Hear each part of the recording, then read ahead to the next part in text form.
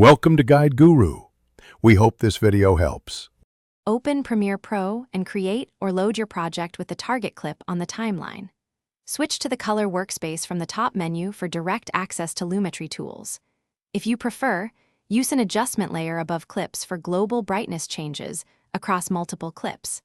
Enable the Lumetri Scopes panel and the Program Monitor to view real-time exposure results.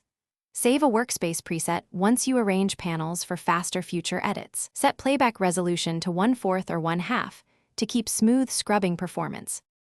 Select your clip and open Lumetri Color, then use the basic correction panel to start. Increase exposure by small amounts like +0, 30 to +0, 80 depending on footage needs. Adjust highlights to -20 and shadows to +30 as starting values for balanced contrast.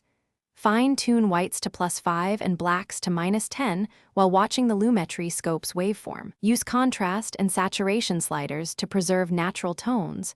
Try +10 contrast and 5% saturation. Reset sliders with the panel menu or save your settings as a Lumetri preset for reuse. Use the HSL secondary tab to isolate skin tones or objects for targeted brightness correction. Draw a mask with the pen or circle tool and set feather to 50 pixels for soft edges.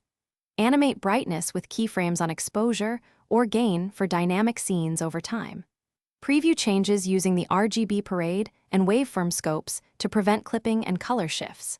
When satisfied, render using match source high bitrate H264 and choose a target bitrate like 10 Mbps. Export with maximum render quality and use render at maximum depth for complex corrections. Thanks for watching.